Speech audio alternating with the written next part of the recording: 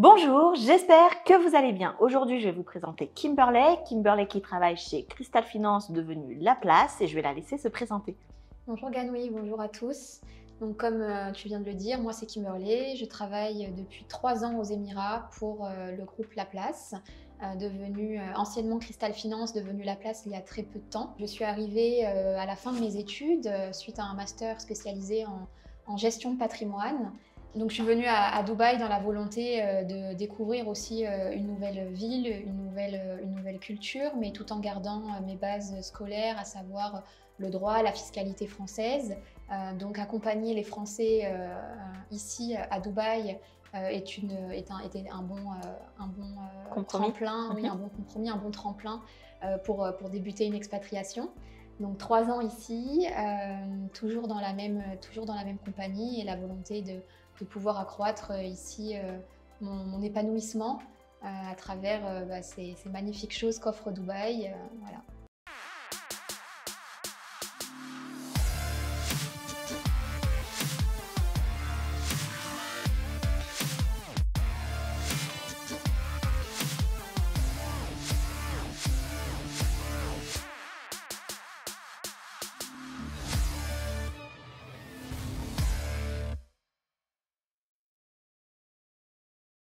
On récapitule un petit peu. Nous, on se connaît depuis tes débuts aux Émirats Arabes Unis. Tu as fait tes études en France ayant pour sujet la gestion de patrimoine. Est-ce que cette expérience aux Émirats, c'est ta première expérience ou est-ce que tu avais déjà travaillé auparavant en France? Alors, j'avais déjà travaillé en France, mais lors de stages et d'alternance. J'ai terminé mon parcours scolaire avec une alternance d'1 an et demi dans le domaine de la gestion de patrimoine et de la banque privée. Donc j'avais quand même une première expérience professionnelle, alors pas un CDI, comme on pourrait l'imaginer, mais voilà, à travers une alternance, j'allais 1 semaine à l'école, 3 semaines en entreprise, ça pendant 1 an et demi.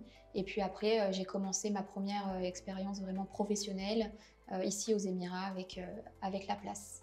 C'est impeccable. Donc, tu es arrivée ici aux Émirats Arabes Unis, tu as été embauchée depuis l'étranger? Non, Ouais. j'ai été embauchée. Alors, moi, je suis embauchée par la structure ici aux Émirats, mais les démarches ont commencé un peu à travers la branche française. On était en plein Covid il y a 3 ans, donc c'est vrai qu'on a commencé un peu en distanciel parce que c'était compliqué de voyager, etc. Et puis dès que ça a été possible de rejoindre les équipes sur zone, je suis arrivée donc en janvier 2021. Début janvier 2021, je suis arrivée pour commencer à travailler sur le terrain, rencontrer les clients, commencer à créer un réseau, participer aux événements de networking comme celui que tu as organisé très récemment. Et voilà, et donc ça fait 3 ans que je suis vraiment implantée ici pleinement. Tu es la preuve vivante qu'on peut venir aux Émirats Arabes Unis en sortie d'études, ou Tout à presque fait. en sortie Presque d'études. en sortie, Parce qu'il y en a pas mal de personnes qui se posent aussi cette question de savoir est-ce qu'il faut 5 ans, 10 ans d'expérience avant de venir aux Émirats. Donc c'est un beau parcours déjà. Merci. Peut-être petite question, parce que c'est aussi quelque chose qui est important. Qu'est-ce que la gestion de patrimoine? Alors la gestion de patrimoine, c'est un sujet c'est un métier très large. On peut demander à 15 gestionnaires de patrimoine ce qu'ils font dans la vie. Il y aura à peu près 15 définitions différentes. Moi, la gestion de patrimoine telle que je l'exerce, c'est une gestion de patrimoine indépendante parce que le cabinet dans lequel je travaille est 100% indépendant. Alors on est implanté un peu partout dans le monde et surtout en France, mais on est vraiment... on traite des sujets de manière globale, c'est-à-dire qu'on va passer d'un premier point de conseil. Première étape, ça va être vraiment de conseil de faire un audit global du patrimoine des clients. Alors qu'est-ce que le patrimoine? C'est tout ce qu'ils ont comme actifs, qu'ils ont accumulé, que ce soit de l'immobilier, des actifs financiers, mais aussi le passif, parce que les gens peuvent avoir des dettes pour avoir acheté de l'immobilier par exemple. Donc on va regarder un peu comment tout ça est construit, ou comment les gens veulent le construire, puisque c'est aussi possible de rencontrer des gens qui se posent la question en arrivant ici aux Émirats ou ailleurs, de se dire comment est-ce que je vais faire pour avancer dans la vie personnelle, puisqu'on a tous un métier, on est entrepreneur, on est salarié. Donc voilà comment est-ce qu'on commence. Et puis après, la gestion de patrimoine, ça va être nous, professionnels, de savoir comment orienter les clients, comment par rapport à leurs projets, par rapport à leurs objectifs, par rapport à leurs moyens, par rapport à leur famille, à leur volonté, de les accompagner sur ces sujets, sur les questions qui peuvent se poser, et ensuite de mettre en œuvre des solutions pratiques via des investissements, quels qu'ils soient, encore une fois, immobilier, financier, coté, non coté, un terme un peu barbare qu'on explique à nos clients quand on les rencontre. Mais voilà, on va se servir de tout ça pour mettre à bien le projet familial, personnel qu'ils ont, pour développer Bien sûr. leur patrimoine. Donc, si on fait un petit résumé, finalement, ton rôle, c'est de faire le bilan de ce que la personne a déjà, que ce soit des dettes ou des actifs. Exactement. C'est de comprendre ce qu'elle recherche pour l'avenir, donc c'est-à-dire peut-être de l'assurance, peut-être de la retraite, peut-être du patrimoine, et ensuite de mettre en place avec les différents outils des solutions concrètes pour qu'elle puisse atteindre ses objectifs. Exactement. J'ai bien résumé? Tu as bien résumé, il manque juste un tout petit Vas-y, passage, dis-moi. c'est que les gens n'ont pas forcément besoin d'avoir déjà du patrimoine, donc des actifs ou des passifs pour pouvoir faire appel à un gestionnaire patrimoine, parce que c'est possible de commencer sur une page blanche et d'avoir la volonté de créer quelque chose. Et donc, c'est aussi possible de commencer ses débuts avec un conseiller en gestion de patrimoine à ses côtés pour bien faire les choses dès le départ. C'est une bonne remarque. Peut-être petite question, quelle est l'étendue entre guillemets des objectifs que pourraient avoir tes clients? Donc il y a la partie peut-être assurantielle, il y a peut-être la partie retraite. Exactement. Dis-nous-en un petit peu plus. Alors ça peut être d'abord sur un point de vue santé, c'est-à-dire que tu le sais aussi bien que moi, quand on arrive aux Émirats, on sort du système français, pour les expatriés français en tout cas, donc ceux avec lesquels je travaille, on sort complètement du système de sécurité sociale français, du système de chômage, du système de retraite. Tous les avantages qu'il peut y avoir en France n'existent pas ici.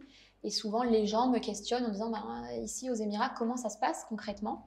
Donc il y a toute la partie en effet santé, savoir si les clients ont envie de rester un peu en France sur ce système-là. Donc on peut les affilier par exemple à la CFE, la Caisse des Français de l'étranger, que ce soit aussi bien sur la partie santé que retraite. Donc ça, c'est vraiment généralement les commencements d'une relation avec un client, c'est ces questions-là qui se posent. Une fois qu'on a passé ça, c'est comment est-ce qu'on met en œuvre.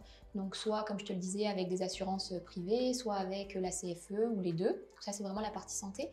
Ensuite, il va y avoir la partie fiscalité aussi pour beaucoup, parce que pour les clients qui ont déjà eu une carrière en France, qui ont déjà eu des biens en France, qu'ils continuent à louer par exemple, ils se questionnent sur le changement de fiscalité qu'il va y avoir par rapport au changement de domicile, de résidence fiscale. C'est un très gros sujet, ça aussi, la résidence fiscale. Souvent, les gens me disent « Bon, je vais passer 6 mois à Dubaï et puis au moins, je ne déclarerai plus rien en France. » Non, c'est pas ça. La loi française est un peu plus compliquée, donc on trouve plein d'informations sur Internet. Généralement, les gens me disent « Oui, j'ai lu ça et ça. » Non, c'est pas forcément au pied de la lettre. Il faut parfois regarder un peu plus en profondeur. Donc ça aussi. C'est des sujets qu'on va être amené à regarder. D'autres sujets, ça va être la manière dont les clients se sont mariés, pour ceux qui sont mariés. Généralement, on se marie sans contrat ou avec contrat, puis on ne sait pas trop les impacts que ça peut avoir lors d'une expatriation. Donc, c'est aussi des sujets qu'on traite. Donc, il y a vraiment, quand je te parle de conseils, c'est vraiment un accompagnement vraiment par la main sur, voilà, tu viens d'arriver aux Émirats, quels vont être les changements sur tous les points. Voilà, et on encadre tout ça. C'est vraiment un bilan complet, social, avec la santé, la retraite, fiscal et civil sur les impacts que ça peut avoir, si on a des enfants, si on n'en a pas, comment est-ce que ici c'est traité. On est quand même, on passe de la France aux Émirats, où aussi il y a quand même la charia qui est appliquée, alors pas pour tous, mais comment elle est appliquée, comment elle va impacter le patrimoine futur, comment elle impacte la famille. Tous ces sujets voilà, qu'on traite lors des premiers rendez-vous généralement. Ouais, justement, j'allais t'en parler. Est-ce que tu as un exemple concret peut-être de quelqu'un qui aurait fait appel à toi? Comment ça s'est passé? Oui, il y en a plein. Alors généralement, je vais rencontrer des gens, alors soit pendant des networking, soit parce qu'il y a eu de la prospection, soit parce qu'il y a eu de la recommandation. Et généralement, les gens arrivent avec des questions bien précises parce que c'est leur sujet du moment. Par exemple, quand il y a les déclarations fiscales qui arrivent en France, ça va être voilà, comment est-ce que je déclare mon bien, par exemple, pour les gens qui ont déjà du patrimoine. Est-ce qu'il vaut mieux le déclarer en location nue, donc sans meubles, ou est-ce qu'il vaut mieux le déclarer en location meublée, par exemple. Donc tout ça, c'est des petits sujets qu'on aborde avec les clients. Et puis après, donc, on leur répond, on leur explique, on voit comment est-ce qu'on peut avancer sur ces sujets-là, hein, évidemment. Et puis après, on essaye de comprendre un peu comment ça a été construit, quel but, et puis nous, on élargit petit à petit, un peu comme un bilan quand on va chez le médecin. Voilà, on fait un bilan complet, on fait un check de tout ce qui va, de tout ce qui ne va pas. Et puis, on prescrit derrière des recommandations, donc non pas des ordonnances, des médicaments, mais des recommandations. Et puis, si les clients ont envie d'avancer, on peut avancer ensemble. Donc là, après, on enchaîne les rendez-vous. Et puis, on voit concrètement, au départ, il y a eu l'achat d'un bien, par exemple. Donc, on a traité la fiscalité immédiate parce que c'était le sujet. Et puis après, on comprend que le bien a été acheté parce que les clients ont envie de revenus complémentaires pour la suite, parce qu'on ne cotise plus à la retraite. Donc, les gens se créent une retraite tout seuls, on va dire, via des investissements. Et puis en fait, on se rend compte que voilà, donc ils ont acheté un bien, par exemple, en France, pendant qu'ils y travaillaient ou pendant leur expatriation. Et puis en fait, ils se disent qu'il faut compléter ça. Et donc de la fiscalité, on enchaîne et on finit par finalement développer leurs revenus passifs. Quand je dis revenus passifs, c'est qui ne dépendent pas d'une activité professionnelle et qui permettent aux clients généralement de pouvoir prendre leur retraite et d'avoir en tête que dans 5, 10, 15, 20 ans, ils auront X milliers d'euros par mois ou par an qui tombent de manière plus ou moins certaine en fonction du risque qu'on prend dans ces investissements et qui pourront du coup s'arrêter de travailler ou du moins lever le pied. Bon, bah, ça, c'est parfait. Peut-être pour expliquer un petit peu à ceux qui nous regardent, tu travailles un petit peu de la même façon que moi, c'est-à-dire que ton premier rendez-vous, il est totalement gratuit et sans engagement. Les personnes, elles viennent vers toi, t'expliquent. Alors, il faut t'expliquer en transparence tout ce que la personne possède ou ne possède pas, quels sont ses revenus ou pas, histoire que tu puisses établir quelque chose de précis, de personnalisé. Moi, c'est la même chose de mon côté. Plus la personne, elle est honnête et transparente, plus la solution sera personnalisée. Et une fois que tu as proposé tes solutions, comment tu te rémunères? Est-ce que la personne te doit quelque chose pour tes services? Alors, il y a deux... oui et non. Oui, s'il y a vraiment du conseil, parce que on facture des honoraires de conseil comme un avocat ou un fiscaliste, voilà.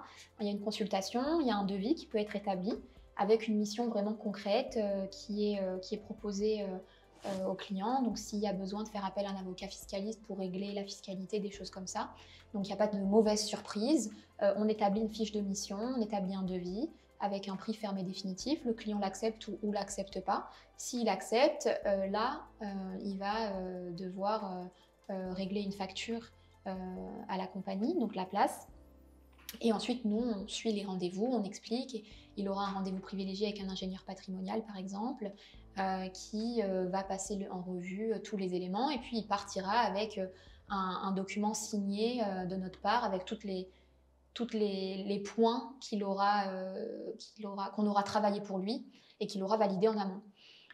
Donc ça, c'est vraiment la partie où, en effet, il peut y avoir une facturation d'honoraires, de conseils, et c'est des honoraires qui sont récupérés par la place. Mais c'est la seule façon qu'il y a de payer la place en direct, et aussi moi, du coup, par la même occasion. Et après, si on va sur des investissements ensemble, pour répondre aux solutions qu'on aura vues dans le conseil, là, ça va être, comme on est, je te disais, un cabinet de gestion de patrimoine indépendant, on travaille, nous, avec des fournisseurs, que ce soit des assureurs, que ce soit des projets immobiliers, que ce soit des projets d'investissement non cotés. C'est des fournisseurs qu'on va aller sélectionner pour répondre aux besoins du client, vraiment en particulier. Et là, on a un système de rétrocommission. Donc, le client n'est pas facturé en plus pour accéder à certains produits. C'est les fournisseurs qui vont nous rétrocéder une partie des frais d'entrée sur les différents types d'investissements. Ce qui est quand même intéressant parce que ça veut dire qu'on peut structurer son patrimoine sans forcément sortir plus de sous et faire quelque chose d'un petit peu plus... Mais oui, c'est exactement ça. En fait, ça ne coûte pas plus cher à un particulier de passer avec un conseiller en gestion de patrimoine que s'il le fait en direct. La seule chose, on va dire, qui pourrait être un peu plus chère, c'est s'il a des honoraires de conseil, mais au moins, il est sûr de partir avec la bonne feuille de route. C'est comme si, voilà, je refais le parallèle avec le médecin. J'aime bien cette anecdote parce que c'est comme si tu as l'impression que tu as le rhume et que tu vas aller chercher sur Internet et qu'on te dit de prendre du Doliprane et que tu vas tout seul à la pharmacie. Certes, tu n'auras pas payé ta consultation chez le médecin, on est bien d'accord. Mais si tu veux être sûr d'aller dans la bonne direction et de prendre le bon traitement, tu vas consulter un médecin, il va t'ausculter, il va te faire ton bilan, il va te donner une prescription, tu vas l'écouter et tout va bien se passer. Bah, c'est un peu pareil pour moi en fait. J'aime bien ce parallèle, mais c'est un peu ça. Finalement, on fait un bilan, il y a une facturation ou non en fonction des besoins, hein, c'est pas forcément automatique. Et puis après, on avance et on a une feuille de route. Ouais, bah, non, mais je comprends parce que nos métiers ils sont un peu similaires sur C'est ce vrai, point-là. oui. C'est-à-dire que quelqu'un peut essayer de faire sa société tout seul, mais potentiellement, ça ne sera pas la bonne zone, peut-être ça ne sera pas le bon visa, peut-être qu'il va réussir ou pas à ouvrir un compte bancaire, peut-être qu'il aura respecté ou pas les réglementations en vigueur. Donc, c'est un petit peu pareil. On peut toujours essayer de faire les choses par soi-même, Exactement. mais quand en plus, ça nous coûte peu ou pas très cher de faire appel à un professionnel qui va être là pour nous guider, pour nous aider, ça vaut quand même le coup. Oui. Peut-être petite question qu'on doit te... Enfin, peut-être qu'on ne te la pose pas, mais on va dire... Mais allons-y. Allons-y. Est-ce qu'il faut être riche pour faire appel à un conseiller en patrimoine? Parce que j'imagine que ça, c'est une idée reçue. C'est une idée reçue, en effet. C'est pour ça que j'insiste depuis le début sur le fait qu'on peut partir d'une page blanche ensemble. C'est vrai que le mot patrimoine a tendance à effrayer parce qu'on se dit, et je l'ai eu souvent en fait, tu as raison, combien de fois on m'a dit, mais je ne peux pas travailler avec toi, je ne suis pas assez riche. Mais déjà, la richesse, qu'est-ce que c'est, hein, voilà. Mais au-delà de ça, non, pas du tout. C'est vrai que, mais on l'a vu, on a travaillé quand même ensemble depuis plusieurs années. Il y a pas mal d'entrepreneurs qui arrivent, qui montent leur boîte, qui se lancent et qui pour autant ont des questions. Cette feuille de route, elle peut être mise en place dès maintenant et être appliquée dans un an ou deux quand il y aura de la trésor dans l'entreprise ou quand le salarié aura touché ses premiers bonus. Voilà, il ne faut pas 1 million d'euros de liquidité pour commencer à consulter un gestionnaire de patrimoine. On peut commencer à se dire qu'on établit des premières étapes, par exemple en ouvrant un contrat d'assurance vie et en se disant que celui-ci va nous permettre d'être alimenté régulièrement et d'avoir un crédit pour acheter un bien d'ici 18, 24, 36 mois. Et on alimente cette poche, ça nous fait une réserve, ça nous force à épargner parce qu'on sait aussi qu'à Dubaï c'est dur d'épargner, parce qu'il y a un lifestyle, parce que voilà, il y a énormément de tentations. Donc de s'encadrer aussi dès le départ avec quelqu'un comme moi permet aussi de rester un peu focus sur ses objectifs tout en profitant de la vie et des infrastructures. Je ne dis pas qu'il faut rester chez soi et faire le petit écureuil, non, c'est possible, mais il ne suffit pas d'avoir, enfin, ça ne nécessite pas d'avoir des mille et des cents pour commencer. Une autre question, un autre élément qui aussi m'a donné envie de te convier du coup dans cette vidéo. Moi, j'accompagne les entrepreneurs ici aux Émirats Arabes Unis et toi, tu es gestionnaire de patrimoine indépendante. Enfin, vous êtes un cabinet indépendant et pour t'avoir suivi depuis un petit moment sur ton parcours ici aux Émirats, j'ai vu quel effort tu avais donné dans le networking, etc. Je te vois à chaque événement qui existe ici aux Émirats. Donc, ton métier finalement pourrait avoir trouvé quelques similitudes avec un entrepreneur qui chercherait ses premiers clients aux Émirats. Donc, est-ce que tu as un conseil, parce que c'est finalement ce que je t'ai vu beaucoup faire, pour tout ce qui est partie prospection, networking aux Émirats? Je te laisse nous le dire. Alors, un conseil, mis à part être le plus présent possible, et c'est ce que tu as résumé en quelques mots, parce que c'est vrai que les gens, alors moi dans mon métier c'est encore moins évident parce que je vais rencontrer des dizaines de personnes à des dizaines d'événements différents. Je vais leur expliquer un peu ce que je fais, mon métier. Alors déjà, c'est un métier complexe, tu vois, depuis tout à l'heure, on en parle et il y a tellement de sujets que les gens ne savent même pas tout ce que je fais. Donc revenir et revoir les gens permet aussi à chaque fois d'expliquer avec des cas concrets ou de discuter de la vie des gens, etc. Donc voilà, revenir, continuer à parler aux gens, être de bonne humeur. Non, mis à part ça, non, vraiment, il y a énormément d'événements, que ce soit des événements francophones ou non. Alors moi, c'est vrai que je travaille avec des Français, je ne l'ai pas précisé, mais avec des Français ou francophones. Donc, j'ai tendance à participer qu'à des événements de Français, mais je sais qu'il en existe des dizaines d'autres sur d'autres types de nationalités, d'autres langues. Donc, se renseigner, parce qu'on peut vraiment être dehors tous les soirs, à networker si c'est vraiment un besoin. La communauté française, je parle pour moi, est quand même très bienveillante ici aux Émirats. Je pense que tu le sais, il y a énormément d'entraide, il y a énormément de solidarité. Donc ne pas avoir peur en fait de se lancer dans le grand bain, ça peut être impressionnant au premier abord d'être dans des salles avec des cinquantaines de personnes, mais il faut pas être timide, il faut avancer. LinkedIn est aussi un très bon outil de communication. Je sais que tu l'utilises, je l'utilise aussi. C'est un bon outil de visibilité, de communication, tout en restant professionnel. Et les réseaux sociaux se développent de plus en plus. Alors, moi, dans mon métier, c'est un peu plus difficile, on va dire, parce que la gestion de patrimoine sur Instagram, par exemple, ou sur TikTok, ça peut paraître moins sérieux ou autre. Donc c'est vrai que c'est un peu plus difficile, mais pour tout autre métier, c'est une visibilité incroyable. Moi, je le vois, ne serait-ce que sur toi, quand on voit les TikTok, les posts Instagram, les choses comme ça donne envie en fait de te contacter. Donc, pour les entrepreneurs qui se lancent, surtout dans le marketing où il y a besoin d'une communication, des choses comme ça, je pense que c'est quelque chose qui fonctionne beaucoup aux Émirats. Bien sûr. Bah, si on résume du coup, networking. Aller au-devant des gens, le bouche à oreille, je pense que le bouche à oreille, voilà. C'est vrai. Ouais. Prospecter sur les réseaux sociaux et communiquer finalement. Exactement. De toute façon, la clé, c'est communiquer. La clé, c'est communiquer. Plus on parle de soi, plus les gens vont nous connaître. Alors moi, c'est ce que j'étais en train d'expliquer aussi, c'est que quand je vais rencontrer quelqu'un, bonjour, je m'appelle Kimberley, je fais de la gestion de patrimoine. En face de moi, je ne suis pas assez riche, ça ne m'intéresse pas. Puis en fait, dans la discussion, je dis, mais tu as une assurance santé? Comment est-ce que tu es couvert? Ah oui, bonne question, je ne sais pas. Voilà, on peut se rencontrer. Tu as déjà du patrimoine en France? Ah oui, d'accord, mais qu'est-ce que ça peut te faire que j'ai du patrimoine? Parce que ça entre dans tout ça. Et puis en fait, on se rend compte qu'il y a plein de sujets. Et donc, mon métier, en fait, a vocation à intéresser tout le monde sur des sujets différents, mais tout le monde est concerné à un moment donné pendant une expatriation. Savoir à quelle sauce on va être mangé quand on arrive aux Émirats. Bien sûr, mais tu es notre petit couteau suisse, entre guillemets. Et je pense qu'on a des prestations qui sont complémentaires. C'est pour ça aussi que je pense qu'une autre clé, ça peut être les partenariats pour en tout cas un entrepreneur qui souhaiterait se lancer. D'avoir des bonnes relations avec des personnes qui ont des compétences complémentaires, histoire d'apporter le maximum à ses clients. Je pense que c'est important. Une autre question, peut-être un peu plus légère, entre guillemets. On n'a pas beaucoup abordé le pourquoi Dubaï et concrètement, enfin voilà, comment tu as atterri un petit peu ici et qu'est-ce que ça t'a apporté? Quelle aventure. Alors, pourquoi Dubaï? Pour vraiment être complètement honnête, ça a été vraiment un concours de circonstances et une opportunité qui m'a été proposée. Pendant que j'étais en train de terminer mes études, on m'a dit, mais pourquoi pas Dubaï? Pourquoi pas? Il y a un poste qui est en train de se libérer chez La Place, anciennement Cristal. Est-ce que tu le veux? Est-ce que tu as envie de passer des entretiens d'embauche? J'étais en train de planifier des vacances à Dubaï parce que c'est vrai que ça commençait à être un peu la mode, on va pas se mentir. Je m'étais dit, je vais aller voir en vacances ce que ça donne, ça m'attire.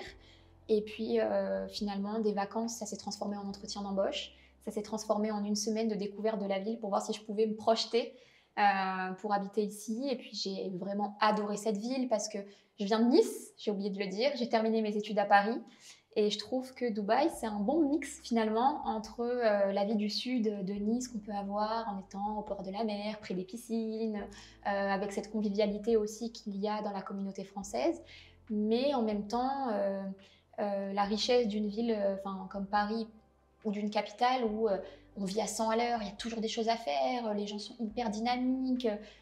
Et donc du coup, je trouve que c'est un bon combo où on tire le meilleur des deux mondes, on va dire. Et donc, quand j'ai découvert ça pendant ma semaine de vacances / entretien d'embauche, je me suis dit, mais oui, il y a quelque chose à faire ici, quoi.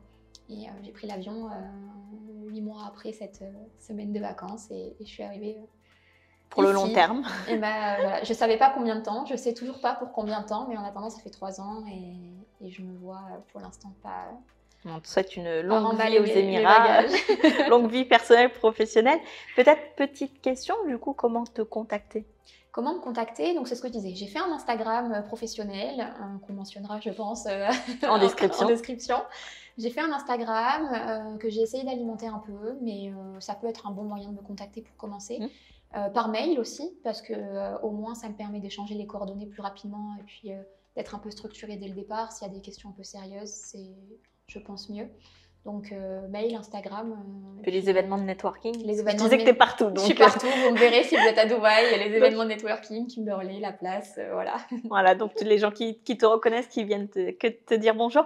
Petite question que je pose à tout le monde. Si tu avais un conseil, soit pour des futurs expatriés, soit des personnes qui vont chercher un travail ici, qui peut-être sont aussi, entre guillemets, des jeunes diplômés qui se disent qu'ils n'ont peut-être pas forcément la chance de venir tout de suite aux Émirats.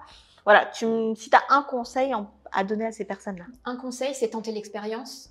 Je pense, il faut se dire que n'y a rien à perdre ici, mais plutôt tout à gagner, dans le sens où c'est certainement un investissement, enfin, c'est sûr, c'est un investissement de s'expatrier aux Émirats, parce que le coût de la vie, je pense que les gens ont déjà vu tes vidéos, donc le savent très bien, mais c'est une expérience tellement riche, parce qu'il y a énormément de différences de culture, il y a énormément de nationalités, les gens sont bienveillants, donc ça montre aussi une autre vision du monde et ce qui peut exister ailleurs.